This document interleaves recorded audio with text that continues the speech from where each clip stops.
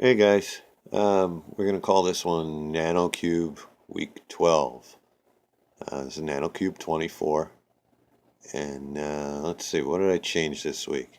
This week I was using Instant Ocean and dripping Kalkwasser every night and chasing calcium.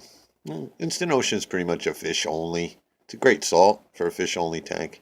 Once you start putting corals and things like that in the tank, you really need something with a little more kick, or you got to start dosing. Now, I've got a 24-gallon system. I don't plan on making it any bigger anytime soon because I love 5-gallon water changes, dealing with 5-gallon buckets, and going to the fish store and getting 5 gallons of RODI water. I don't have to buy an RODI system. I don't have to mess with it, waste all that water making it. I just go in and pay for it. And it's not that expensive, and it gives me an excuse to stop in the local fish store. So I switched from Instant Ocean to Red Sea Coral Pro, and I got to tell you, this stuff is great. It mixes up almost instantly, nice and clear, and doesn't leave a little pile of junk on the bottom like the Instant Ocean does. So right now, there's just a lot of stuff floating around. I was pushing it around with the turkey baster and had my one other circulator pump on high. But what's going on this week? Well, the torch coral in the back, still no bueno. It's okay. It's not showing any signs that it's dying, but it's certainly not extending or anything impressive like that. If I feed it, it eats. I've had it all over the tank. Um, I was reading on some forums somewhere. You never know who's answering you, though, on those. And they said, maybe your water's too clean. I would love to have that as a problem. But I don't think so. I mean, I really don't have any nitrates, a little dab of phosphate, just barely noticeable on the API test kit. Um, who knows? We'll keep trying. Maybe it's been in here for 2 weeks. Maybe who knows? Um, Bacillopora right in front of that thing is great. Every day just bushes right up, and I don't know. It's bulletproof. I think I've never seen a problem with it. I moved the A can up on that rock as well. It's still on the plug, but it's just a nice hole to set a plug in. Nobody can knock it over. And love the color of that. Looking forward to that growing out. Candy cane corals. These guys are great. Feeding tentacles are out every night. And if you could see, let's see if we can get a little closer here onto the green one. Closer means shakier, apparently. Uh, too much coffee, Dave. The mouth has gotten oval shaped on the green one, and the mouth opening has moved to one side. So maybe a split is coming. That would be really cool. Get something finally splitting and growing. The Zolrock here.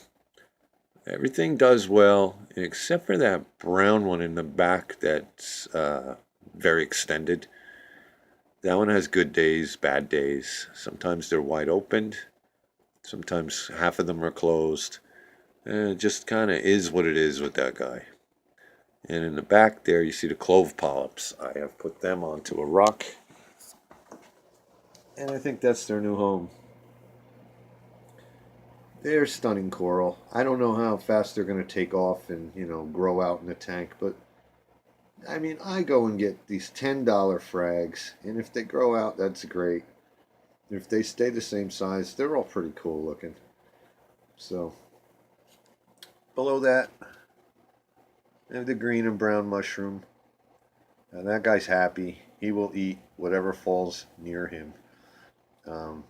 He really has a good appetite. And this rock, the coralline algae, is popping. So I guess it's probably one of the first places that the overflow or the return hits. So when the Kalkwasser dosing hits it at night, it just latches right on.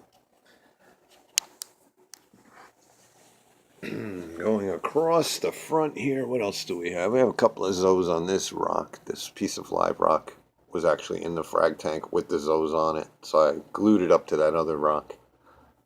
And I don't know. They do okay. There's these little ones in the front. They really don't open up too much.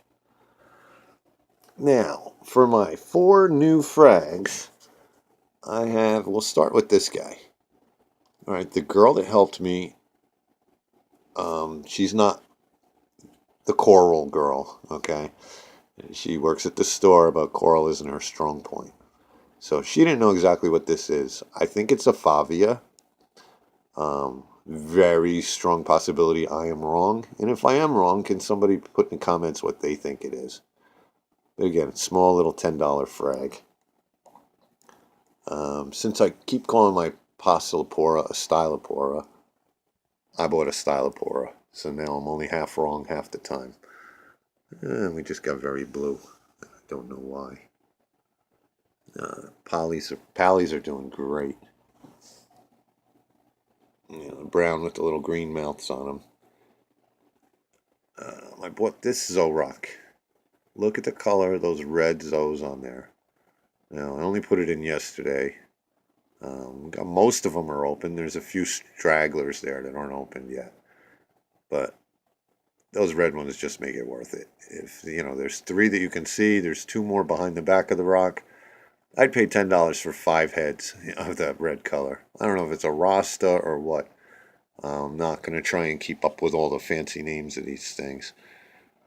But there is one I bought solely for its name. And that's this guy. This is called the Jedi Mind Trick. Which, come on, if you're a Star Wars geek and you have a saltwater tank, you have to have one of these. It's a Montipora. And I think I'm not doing it justice with this camera angle. So it's a green Montipora with purple polyps and a blue rim around the outside. So it's going to be stunning. If I can get that thing to grow out, I will be very happy. So you will subscribe and hit the like button and leave a comment. I don't know if that worked, but hey guys, thanks for watching, and see you next week.